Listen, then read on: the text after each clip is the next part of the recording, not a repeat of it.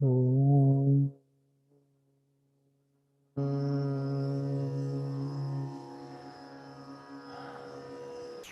Jnanatimirandasya Jnananjanashalakaya Chakshurunmilitam Yena Tasmai Shri Gurave Namaha Nama Shrishtam Manumapi Satriputram Atra Sharupam Rupam Tasya Grajamarupurim Matharim Gastavatim Radha Kundam Girivaram Maho Radhikamadhavasam Prapto Yasya Pratita Kripaya Shri Gurum Tam Natasmi Vancha Kalpatarubhyascha Kripa Sindhubhyaeva cha Patitanam Pavanebhyo Vaishnavebhyo Namo Namaha Nikhila Shruti Male Ratnamal Dhyuti Nirajita Padapankajanta Aji Mukta Kulairupashyamanam Paritastam Harinam Samshrayami Anarpita Charin Sirat Karunayavatirna Kaloha Shamarpaitum Unnatas Balarasam Sabhakti Shriyam Hari Purata Sundara Dyuti Kadamba Sandipita Sada Hridaye Kandare Spurato Vasachinandana Ajanulambita Bhujjo Kanakavadato Sankirtanai Kapitaro Kamalaya Taksho Vishwambharo Dhyavaro Jugadharma Palo Vande Jagat Priyakaro Karunavataru Ladini Shakti Sarupaya Gauranga Suridaya Cha Bhakta Shakti Pradhanaya Gadadhara Namastute He Krishna Karuna Sindho Dinabandho Jagatpate Gopesha Gopika Kanta Radha Kanta Namastute Radhe Vrindavanadhishe Karunamrita Vahini Kripaya Nijapadabja Dashanmayam Pradiyatam Bhaktya Vihinaya Paradalakshay Chittasya Kamaditarangamadye Kripa Maitvam Sharanam Prapanam Vrinde Namaste Charanarabindam Vrinde Namaste Charanarabindam Srila Gurudev Ki Jai Shriman Mahaprabhu Ki Jai Shri Harinam Sankirtan Ki Jai Shri Shri Dauji Gopal Ji Ki Jai Gaur Bhakta Vrinda Ki Jai Gaur Premanand Hari Hari Hari Bol. So, Pranam, good evening to all of you. And today we are having ISTAGOSTHI, or questions and answers, one of the many ways in which we are trying to engage in satsanga and Shravan Kirtan by presenting whatever topics you may like to hear about, whatever inquiries you may like to share, and by trying to, in a mutual exercise, as our Guru Maharaj teaches.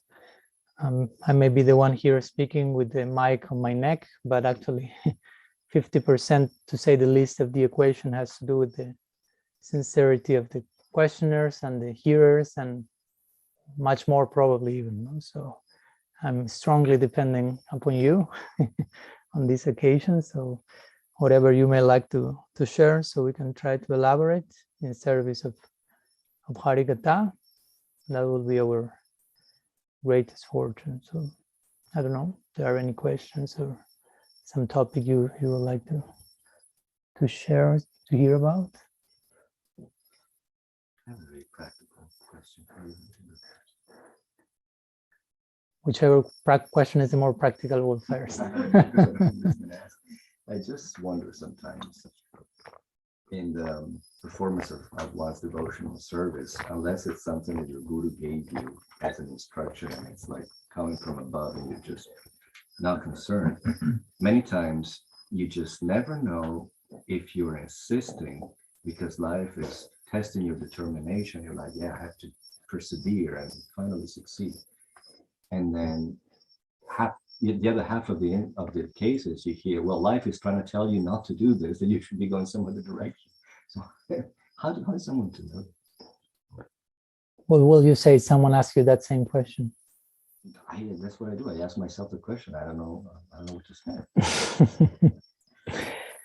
So yeah, that's a good, important point. I'll repeat the question in case it has not been heard here. So Shamsundar Prabhu is asking basically how to discern whether we have to basically keep insisting or learn where to stop insisting in a particular direction and accept that the real choice is exploring a new highway, if you will, in life. No, when that choice, one choice is correct, that same choice is not correct. Basically, one choice is like just being stubborn or whimsical, or the other choice is just, or the same, or leaving the insisting, maybe open-minded and willing to learn, or evading responsibility or commitment in a particular direction.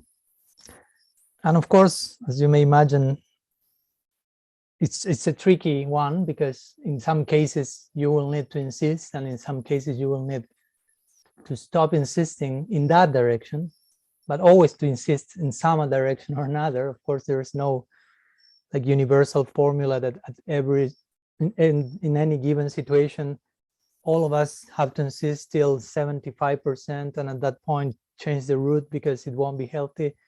Because for some people, there are some people who don't like to insist at all. So for some of them, it may be good to insist a little bit more of what they are accustomed to do. Some people just try once. If it's not working, okay, let's see, go somewhere else.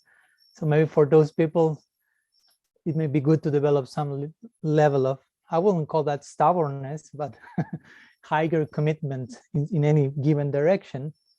And again, in some particular cases, there's people, when I say people, I mean devotees, who may be quite like, how do you say in English, like opinionated, like attached to a certain way of seeing reality and doing things, and even like filtering Krishna's will in one's life. I know he wants that, and yeah, we should be very careful of how much, as Guru Maharaj was saying today in another context, but we are speaking about God and God's psychology and will, so we should be very careful not to speak too loudly about, I know what he wants, I know how he is, because whenever you speak a little bit loudly about that, some tests will come and we may be like, oh my God, what to do now? So I would say to begin with that it's a beginning answer to that question will be like that it's good to not know at certain moments what to do. I mean, I do not think that overwhelming it's necessarily something that we have to avoid, that is not healthy. Of course, on some level, if it's too much of a Vimohan Lila, we may need just to find some other solution. But I think it's part of the learning process, if you will, of the learning curve to learn to coexist with mystery and with the fact that we do not know certain things, and at sometimes we may really do not know what to do. I mean, I think it's good to learn to accept those moments. Of course, again, like to be uncertain for a too long period of time, that may start to create some level of anxiety that needs to be avoided. But on certain level, as Guru Maharaj will say, doubt can be nourishing our faith also, no? So, okay. Oh, that's me. That's weird. So the outcome nourish our faith if properly allowed. So I would say that these moments where we sometimes do not know, should I insist, should I do not insist, they are a good moment for us also to know ourselves more and to deepen in our introspection and to contemplate deeply and to open ourselves to grace and to pay more attention to if any reply is not, if no reply is coming from ourselves, because sometimes we may try to figure out, okay, should I insist, should I stop insisting, is this stubbornness, is it the very fact that you are questioning all those things in a sincere way. I mean, in one sense, that's the success of the test, basically, no? Not so much to get to know if I should stop insisting and continue, but Krishna will witness, oh, he's sincerely trying to be sincere about whether keeping insisting or taking in your, he or she's willing to do any of those things, no? which basically is the approval of the test, no? to have the disposition of whatever is favorable in this particular situation, I will do it, whether it's keep insisting here or taking another route. And of course, if we pay attention to, I don't know, to the life of the acharyas, to different sections in Shastra, we will find both cases. It's not that every single sadhu is stubborn and insisting to death until Krishna, okay, here you are, or the opposite way around. But again, I will say that the determination will be mostly in the sense of not so much like I will continue insisting here or I will stop insisting there, but my determination and my insistence is in the direction of what's having the intention and the disposition, what's the most favorable thing in this situation for my bhakti, and questioning, and maybe you are in the midst of an overwhelming thing and not having an idea, because I mean, it's not only about, it's not Shyamasundar the only person who is asking that question. Hopefully hopefully all of us on some point in our practice we may realize I need to make that question, because it's a good way of not indulging in niyama grahals, of just doing stuff out of mechanicity, like I have to do this, okay, I'm supposed to do that, in the beginning mostly we are attached to that. Give me the magical rules or what to do, what not to do, till when to do, how to insist, how not to insist, and you think, okay, I figured out how to act in any given situation in life. But when life starts to unfold, you realize, oh, life is something more than what I thought. Life is alive, and it comes with its own challenges. And sometimes it's as Guru Maharaj was speaking yesterday, taking me to think outside of the box.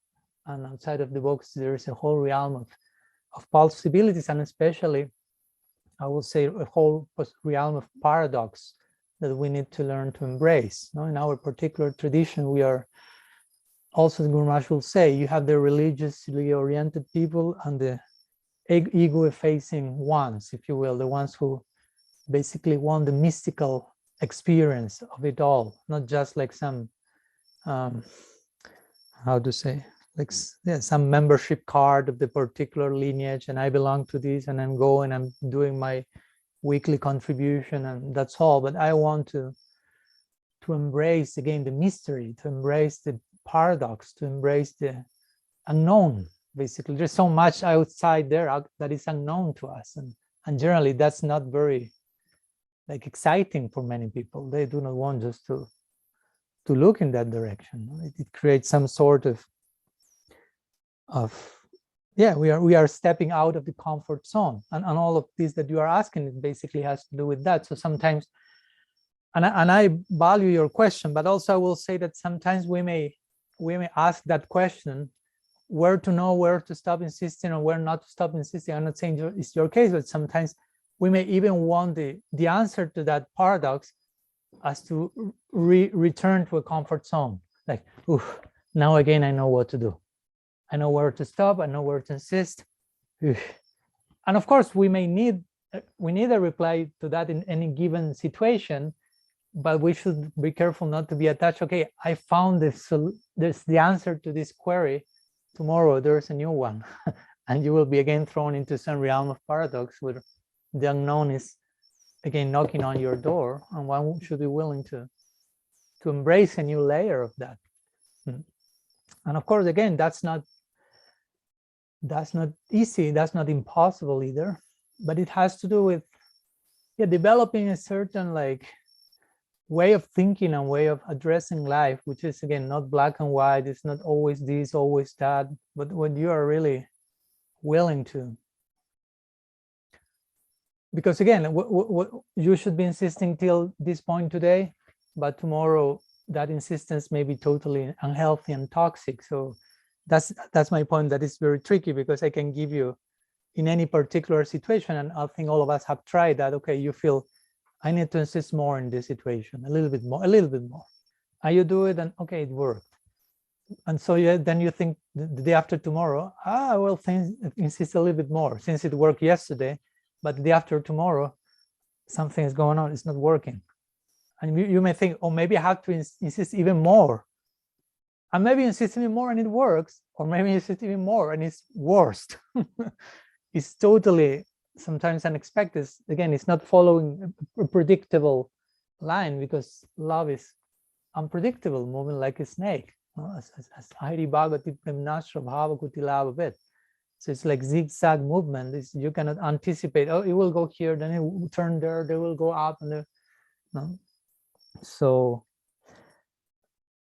I would say that there's not specific fixed answer to that may be applicable in a universal sense, but actually all those things will be resolved, I will say, by try, insist, and that's part of the learning process for sure. No, I'll try in this direction, it didn't work, I have to try, and of course we would like to save time sometimes and take the right decisions at every moment, so we don't have to be mistaken, but the whole learning process is over then. Now, sometimes we think not committing mistake is saving time. We think in those like utilitarian terms, but actually in terms of learning, I mean, it's not about saving time, basically. It's about getting the lesson as long as it takes. You know, the many lifetimes that may be required, welcome. You know? So, but I think the fact that you are making the question, basically, the answer will be revealed in time, because you are open to accept that at some moments, certain insistence, if you will, in certain direction is not healthy. In many cases, one is not even thinking of that. One just is thinking, you have to insist in this direction, period. Till golok, do not stop. And you may end up in Padala lok, another lok. So the very fact that you start to realize, oh, not the insistence in one particular direction is not always as healthy as I thought it was, or as it worked for some time. Wow, already the answer starts to to appear there. No, it may be another option. And when you say, well, but which of the two options may be in the next given situation? Sometimes there is not only two options, there are 108 or something.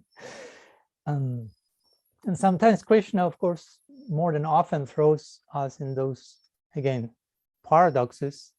And it's part of our learning process, part of his affection. It's not that he's leaving us in the midst of overwhelming, and why he's not making it clear for me. Because sometimes people think like this: if God exists, or if God loves me, why he's not showing everything totally clear to me? No? Because we will be spoiled if he works with us in that way. No? He wants us to mature, to be strong people, intelligent people. So we need to be put to test. And we should always have at least this faith that whatever situation I'm in, as overwhelming as it may be, I'm not alone in this whole situation, in this whole paradox, if you will.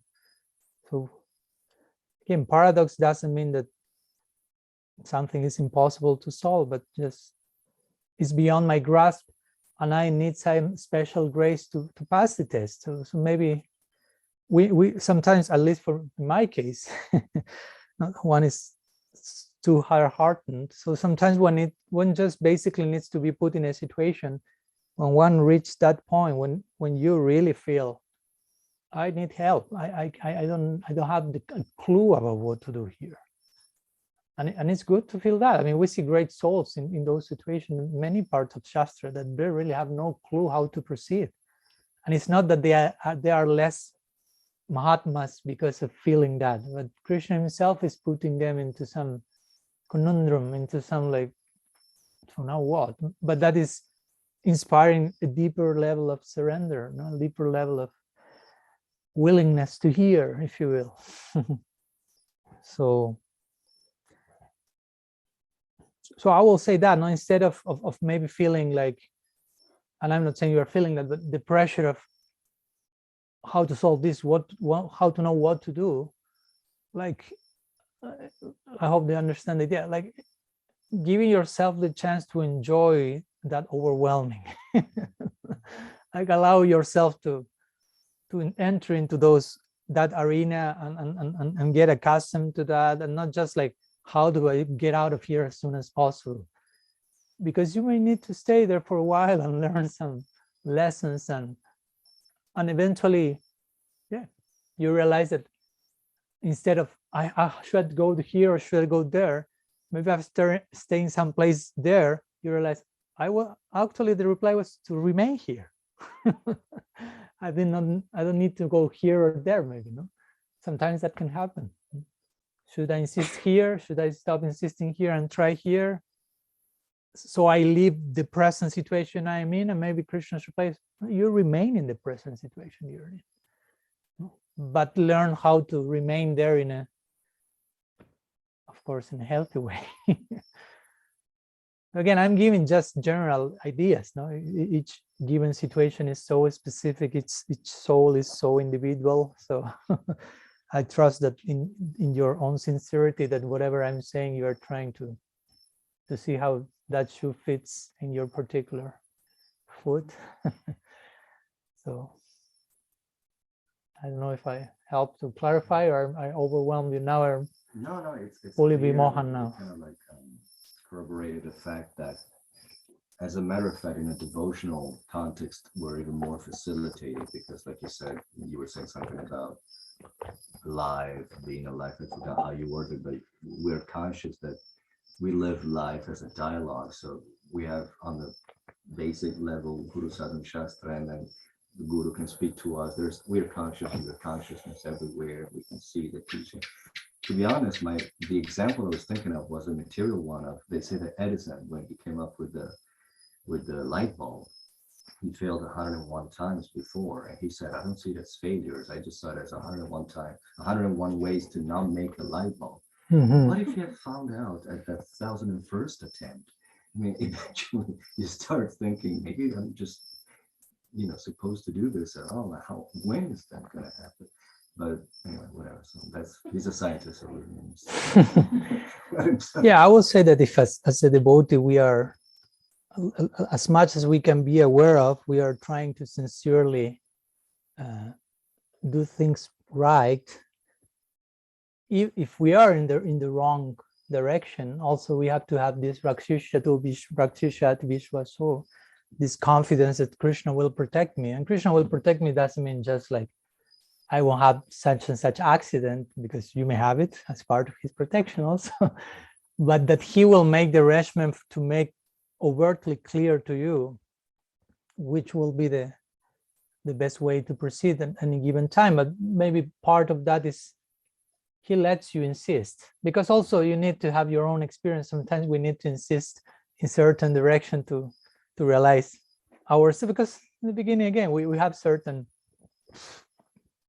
trust in ourselves. I'm not saying it's wrong, entirely wrong, but sometimes too much overconfident we may be. So Krishna may leave us to, okay, you keep insisting that direction till you get your own, you burn yourself with your finger, you put yourself the finger into the zzz, and you get your lesson, and then you will be more willing to hear a particular situation. And this Shastra is full of those stories with certain people needs to insist in some direction, which is not technically the highest, but in that particular given situation, they need to go through that experience, and eventually, So I would say, as a devotee, it's good, of course, to not be overconfident, of course, that I'm I'm totally sure I'm doing things perfectly, but having always that door open, probably I may be doing this in a better way. Of course, not to the point of neurosis, because if not, you will be so doubtful, you won't be doing anything because there is always a possibility of doing things better. So you remain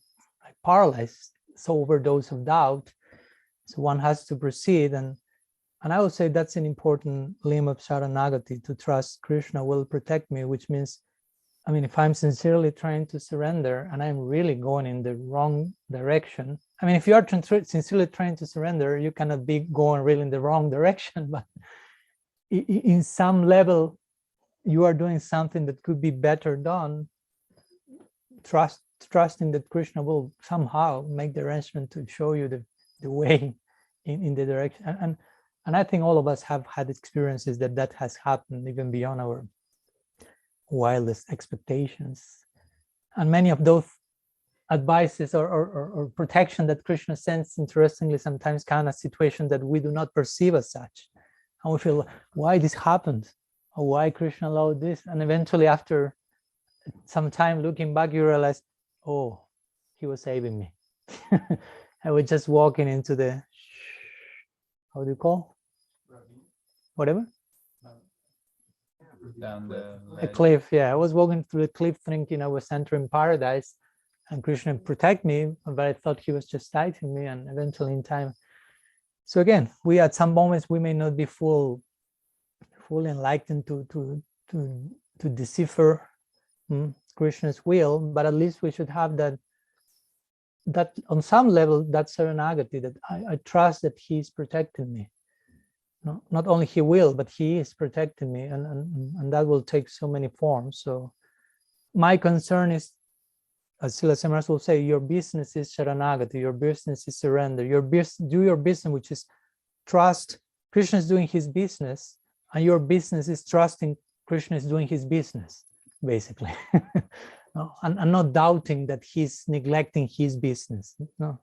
So when you do that, you are not doing your business either. So you have to do your business, which is having full confidence that Bhagavan is not failing in his business. And the implications of that is, I know he will protect me, no matter, not like a lazy thing, because I mean, to remain in that level of trust, you cannot be lazy.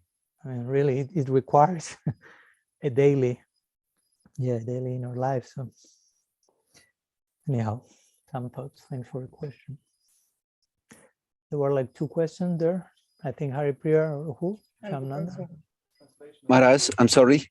Who is speaking? Can you there? give? Yeah, me, Kali Bhavana. Yuga.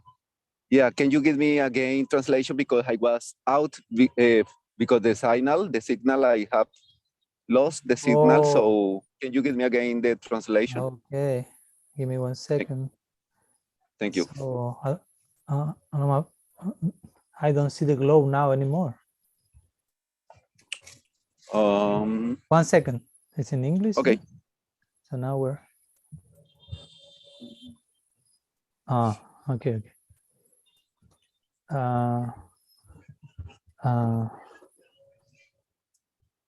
Okay, there it is.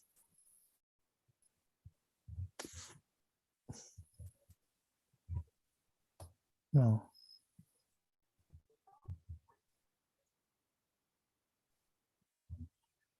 Okay. So I put English myself. Okay, there it is, Kali Yuga Pavana, I think so. Oh, sorry. Well, like 4 messages from half an hour ago. What to do? Okay, so you were raising your hands before Haripriya was, or Shamananda? The 2 will have time, no problem. I have a question about the non-inherency of Bhakti. Oh my God. How does it, I have to think about it a little. How does it change our understanding of what is human being if we believe that Bhakti is inherent, or if we believe that Bhakti is not inherent in Jiva? Well, I will repeat here for a minute. Here, Haripriya is asking, how does it change our understanding of what is a human being, the fact that we believe that Bhakti is inherent or that it is not? Well, it may not change too much, but the point is we are not here only concerned about understanding human beings, but our interest goes way beyond that. Of course, if you want to speak about the ultimate potential of humanity in the context of Bhakti, that's another thing. But, and again, and also some point that it's not basically believing or not believing, but trying to understand what Shastra is saying. That's mostly our stance. In our tradition, there are certain truths that are not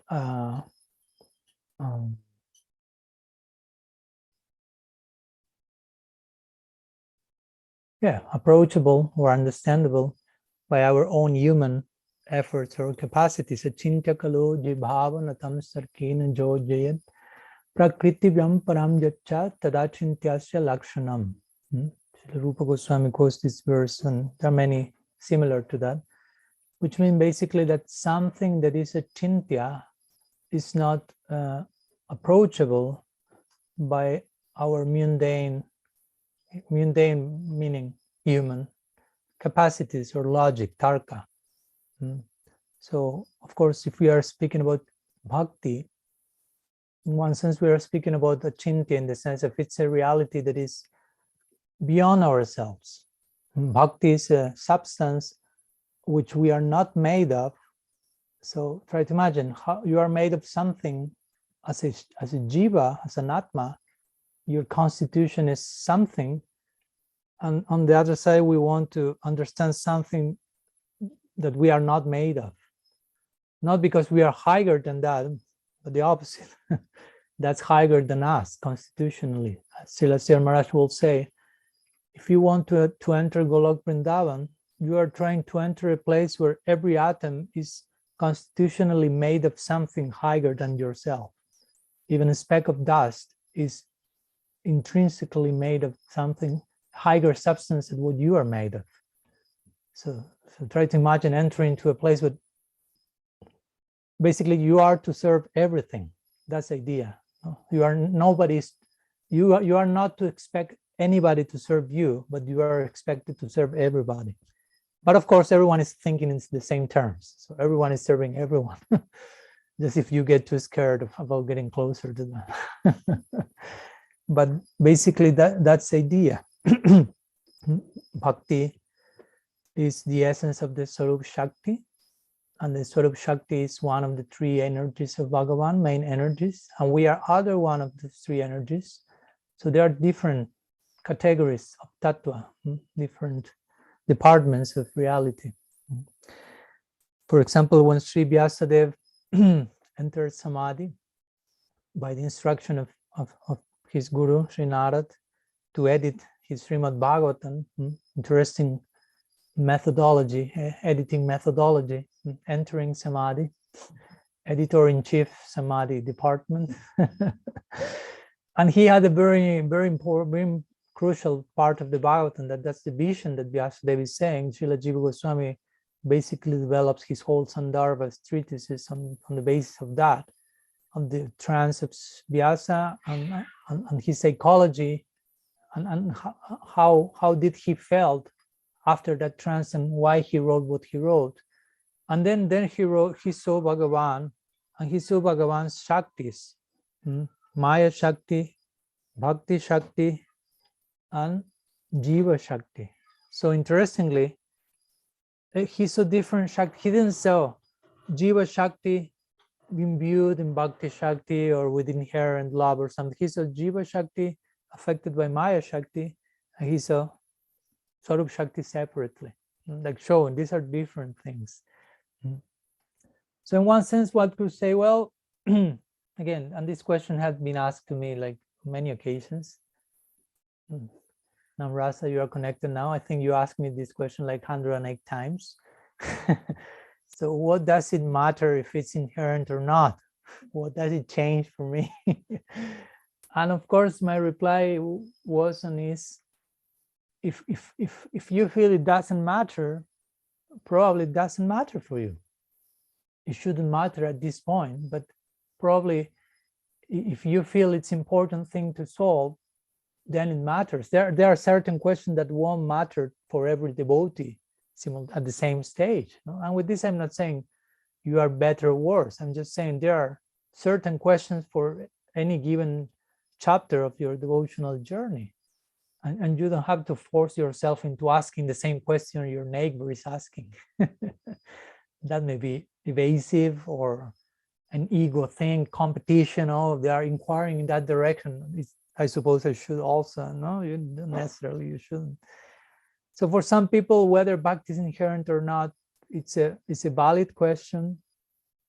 It's a necessary question for them to understand certain statements in Shastra, certain statements that seem to say the contrary.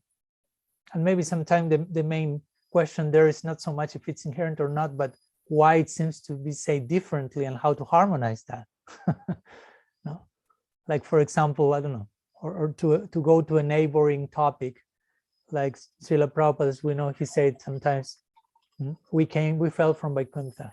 He said that more than once in his books also, not only in letters and conversations, but also he said it is a fact that nobody falls from Vaikuntha. He used those terms.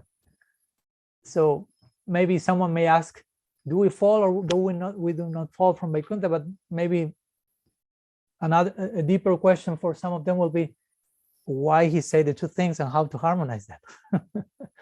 I'm not saying to know if we fell or not is not important, but for some it will be more important to solve why the acharyas say two different things and all the implications of that. Is it possible for that to happen?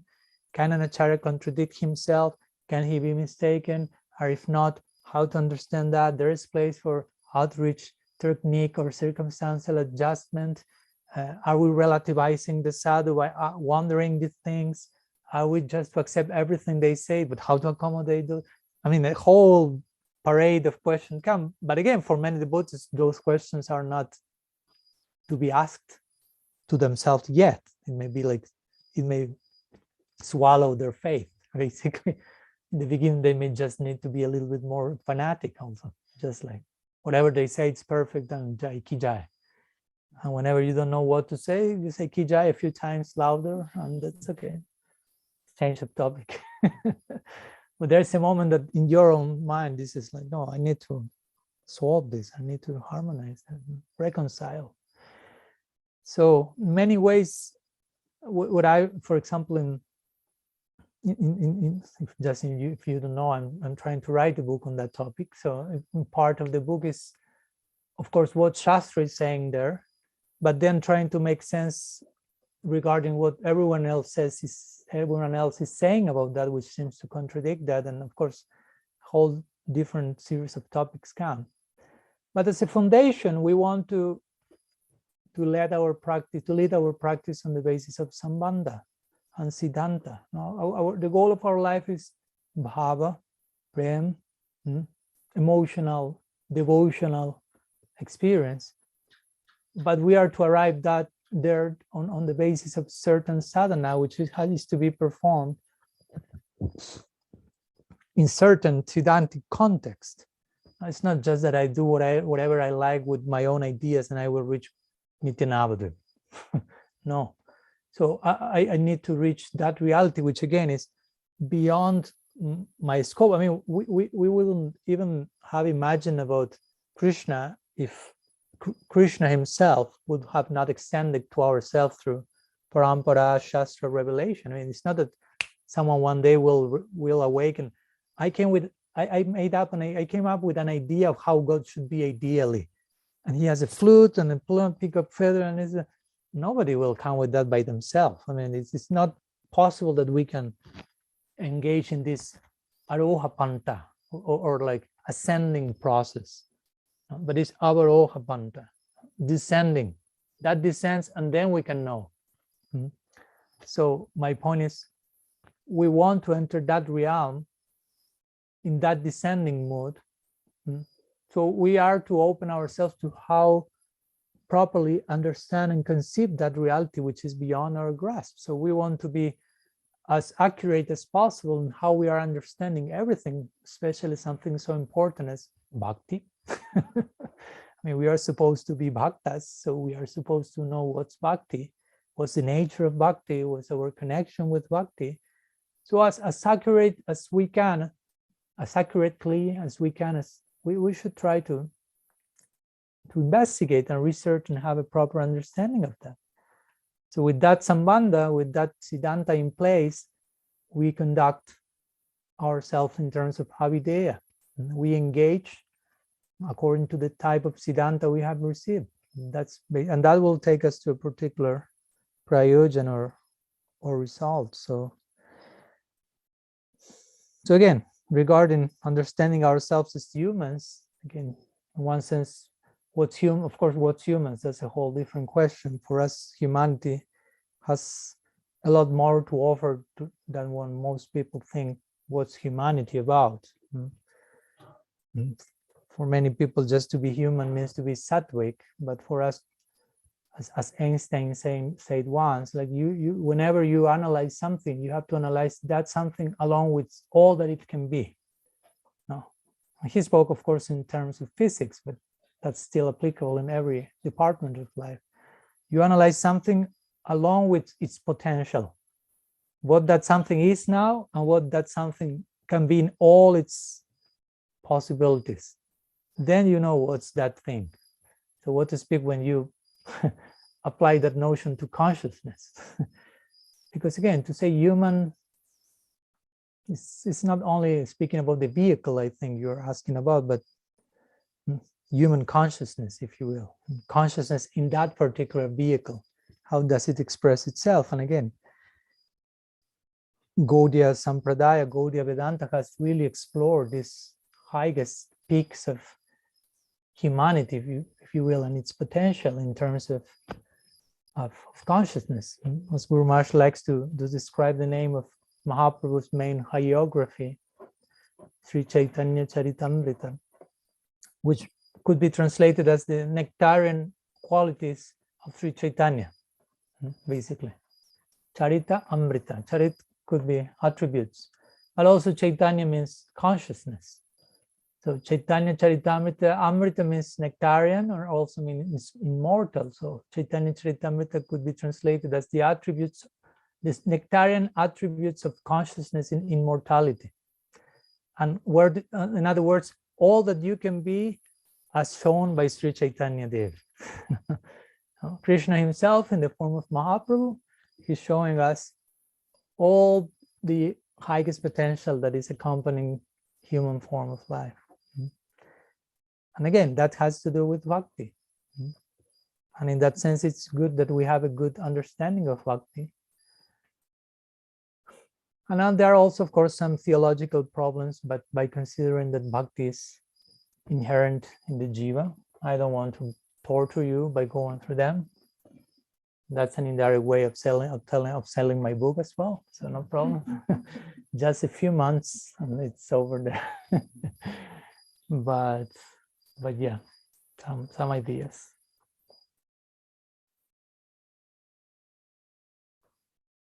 But yeah, one way or another, of course, we spoke with Guru Maharaj about that some while ago. Even those who say bhakti is inherent for whatever reason, and those who say it's not inherent, at least, hopefully, and I think we will agree most of us in that whether you think it's not inherent and it fully depends on association and bhakti samskars you are receiving in your life, or something is already there, but it needs sadhu sangha for activation of the already there, if you will, stuff. In both cases, sadhu sangha is crucial ingredient. In one case, it's a little bit more crucial, if you will. But my point is, in both cases, at least we should emphasize sadhu sangha enough. And actually, the conclusion is you can never emphasize sadhu sangha enough. In one sense, it's so important in every single stage of our practice. Krishna Bhakti Janmamul Hai Sadhu Sangha Krishna Prem Janmeten Ho Punar Mukyanga. Not only Krishna, not only Sadhu Sangha is the root of the birth of Bhakti, but even when you attain Krishna Prem, Sadhu Sangha remains Mukhya Anga, like a main limb in one's existence in the spiritual world. So again, it means you have attained the goal, and that practice is still the main thing. So that means Sadhu Sangha is not a means. Sadhu Sangha is the goal. Is the means, but is the goal. As Bhakti is the means and Bhakti is the goal. Sadhana Bhakti, Bhava Bhakti, Prem Bhakti. But one angle of Bhakti is Sadhu Sangha. So a way of saying is, as we say, the means is Nam Sankirtan, the goal is Prem Sankirtan. So the means is Sadhu Sangha and the goal is Sadhu Sangha in Prem, which is still is even more sad, more sadhu than ever. So that's a way of putting that. That is, it's nice to say it. No? What's your goal of your life? What's the goal of life for you? Sadhu Sangha. And it's important because you realize, oh, if that's the goal of my life, but I having already that opportunity now. So the goal of my life is already here. Maybe I'm not there, but that's here. Because the goal of life, which is to sing, to dance, to chant, to have sadhu sangha, all that has already knocked my door a long way time ago. Where I am, I don't know. But goal of life is already here. Golok Prema Dhanva, Nam Sankirtan. All the Golok came down here, knock on my door. All the Krishna Prem Prayojan is closer than ever. So the only thing that remains is that we look in the proper direction, basically, as Celeste Maharaj will say, try to change your angle of vision, and you are there, basically. You are there because all that that will be there in Golok Vrindavan, in one sense, is already here now. We are not there yet. But when you properly look in the proper direction, you will find yourself in Golok Vrindavan, because what you will have in Golok Vrindavan, Sadhu Sangha, Nam Kirtan, Bhagavat Shravan, and so on, which is already here available. So it's just a matter of learning to take further advantage of that which already came.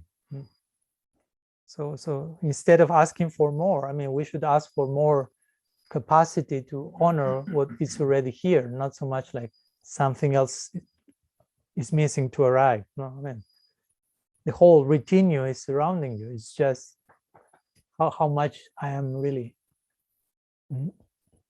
honoring that. Anyhow, Shamananda. It's a bit late, but Bit late? Yeah. Are you sure? Late of time or late in? There's always hope, just in case. Or you are speaking about chronological time. It's late in that sense. yeah, it's the hour is late. Ah, okay. I was, yeah. The thing, I will have some minutes. if you could elaborate on the word sadhuna in Parayana. With word, sorry? The word sadhuna, the Parayana verse. It's really a little late.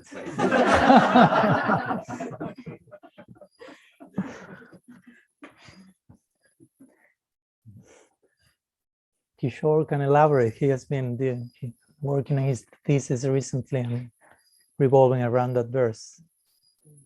Please, tell us something. No, I said. I took your place in another way. Too late now. I misunderstood the question.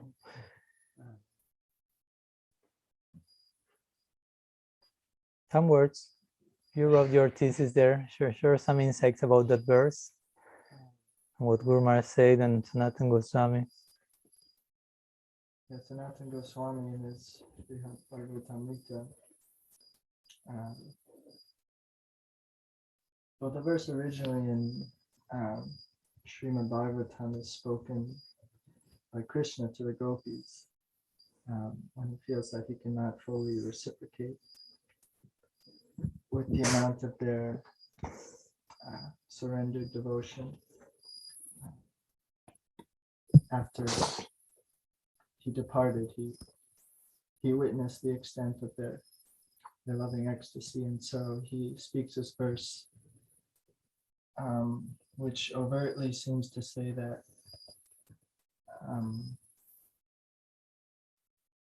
I can't reciprocate with the amount of the extent of your loving surrender. So let your own saintly qualities, sadhuna, be take shelter in that, receive whatever I could give that's of a higher quality. So take shelter in that. And so Sanatana Goswami offers a new translation, or an expanded translation, saying that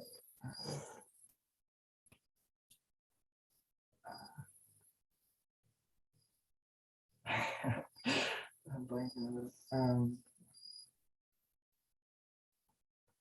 Something I'm trying to think. Does he say? I have here his purport. Okay, please. Which is it's one paragraph. Just you continue there. It says, in all humility, Sanatana Goswami is commenting to this verse in Brihad Bhagavatamrita. In all humility, Krishna sweetly requests the gopis that for their saintly behavior, they agree to be repaid by their own saintly qualities, sadhuna.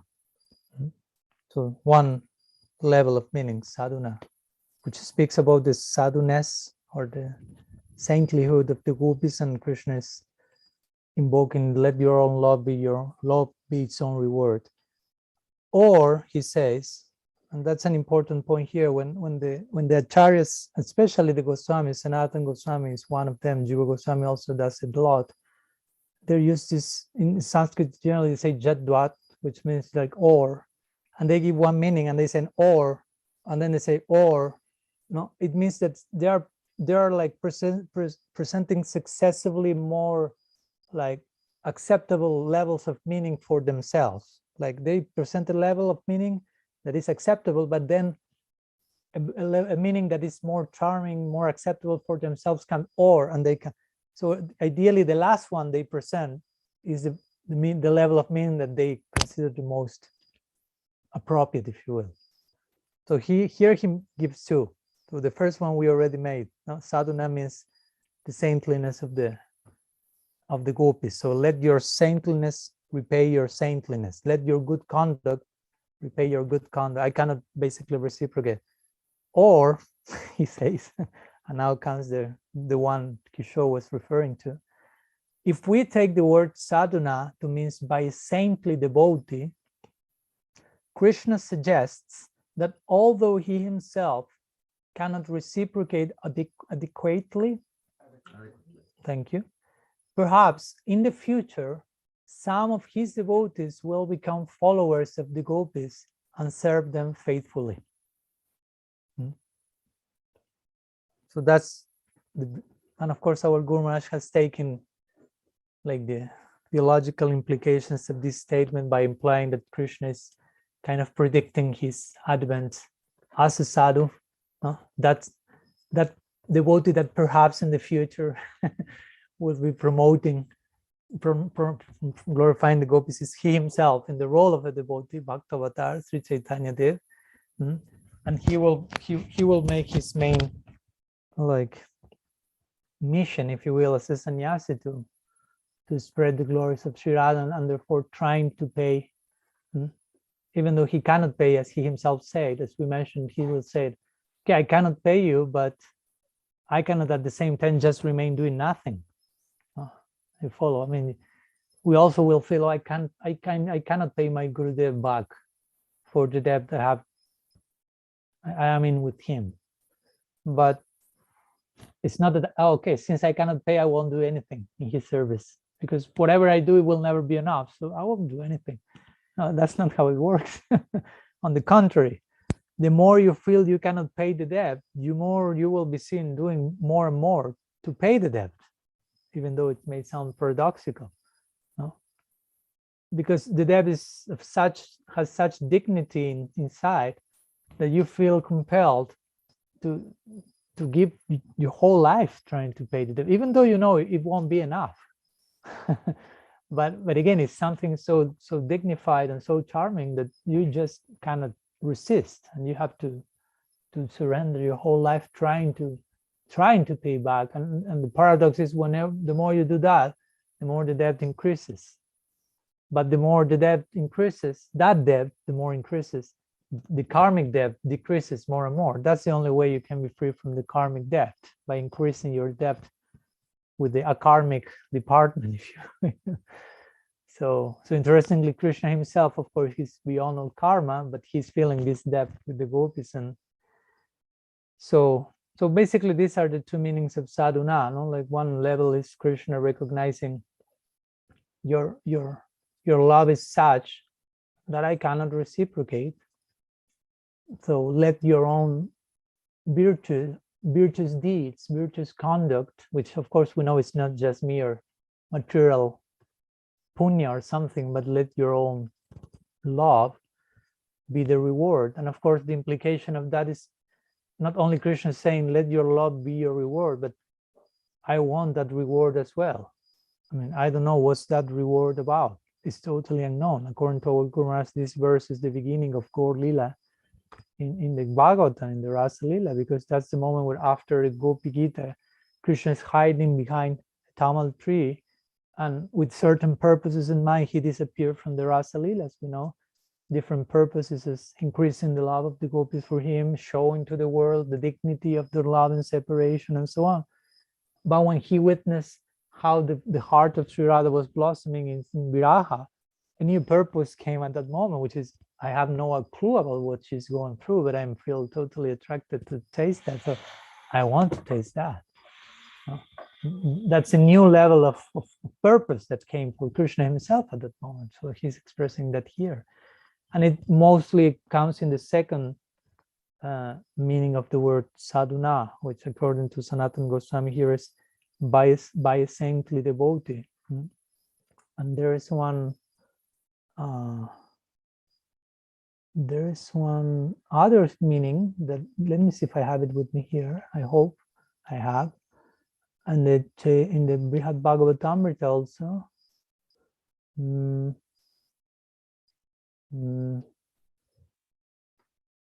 Yeah, here it is. Let me read it for you 1 minute. It's Brihad Bhagavatamrita, again, Sanatana Goswami and Brihad Bhagavatamrita. This Narad Muni is speaking to Gopakumar, but it's quite in line. This is just almost at the very end, 2.5 and verses 233 and 234. I think I shared them with you as well. So Narad is saying to Gopakumar, if you ever met Sri Radhika, then you will see Prem in person. And if ever she speaks about Prem, only then can you hear the truth about it, if you are able to understand it. Or should there ever be a full incarnation of Krishna, Sri Krishna Chandra, to distribute pure Krishna Prem, or if Srimati Radhika appears and attains the realization of that Prem, you might be able to understand it. So that's pretty much speaking about Mahaprabhu. I remember sharing this with Guru Maharaj and asking him, what do you think? For me, this is another one of those portals. And he said yes. And Sanatana Goswami, he comments on this verse, if Krishna were to appear as a Maha Avatar, or like a full incarnation, and distribute Prem directed to him, which is similar to what was described, or similar to Radha's Prem, or even better, if Radha were to appear and attain a realization of that Prem, which Radha appearing can be said Krishna in the mood of Radha, then you will understand. So again, this is pointing to Mahaprabhu and to the meaning of sadhuna, which is Krishna, as the Bhagavatam say, Krishna Varnam Tuisha Krishnam. So he's Krishna Varnam. Of course, this is a long verse and complex to analyze now, but Bhagavatam is saying he's Krishna, he's not Krishna. So, of course, Krishna means many things. Krishna means black, for example. So this verse saying he's black and he's not black. Someone may think, well, maybe this verse speaking about Michael Jackson. No, maybe he's the Yuga avatar for Kali. And many were worshiping him like that, but nobody accepted him. He's black, but he's not black at the same time. Krishna Varna is Krishna. But of course, also it means, Varna means like category, no? Like Chaturvarnyam Mayashristam. So Varnam, he belongs to the category of Krishna, which means he's Krishna. No, he's Krishna Tattva, Vishnu Tattva. But he's not in that category in the sense he's not presenting himself mostly as such, but he's descending in Bhakta Bhav, in the mood of the devotees, Sadhuna. So again, the idea of Sadhuna mostly has to do, according to Sanatana Goswami, with Krishna taking this commitment. No? Even though I won't be able to pay back, I will descend once in a day of Brahma. I will try my best to make devotees for you, and therefore try to repay back my debt of love, basically. And so that's the most esoteric conception of preaching, if you will. I mean, if you take the deepest conception of preaching to the highest consequence, you are not just expanding administrative units or something like that, but you are trying to help Krishna repay his debt of love to Sri Radha by making devotees for her, so they can be of assistance in her needy moments, and she's really needy in the Lila. So that's a very intimate way of conceiving something that sometimes becomes too less intimate in the name of preaching, which can be performed in a very confidential, with a very confidential orientation. So all the things and more for sure are implied in this idea of sadhuna, in this very beautiful verse of the Bhagavatam. So I think we can stop here today. We are almost in time, so if there are more questions, we will be, well, Guru Maharaj will be doing ISTAGOSTHI Swami Call Q&A on Sunday, and if not, next Thursday we'll meet again for questions and answers. And if not tomorrow, our Guru Maharaj continues with his Brahma Vimohan Lila series in the morning, and we will be continue the Benu Gita series. Tomorrow we are seeing verse number 2, I think. Okay. Srila Gurudev ki jai, Sriman Mahaprabhu ki jai, Sri Harinam Sankirtan ki jai, Sri Dauji Gopal ki jai, Gaur Bhakta Vrinda ki jai, Gaur Premanandi. Vanchakalpatarubhyasya kripa sindhubhyaiva cha patitanam pavanebhyo vaishnavebhyo namo namaha. Ananta koti vaishnava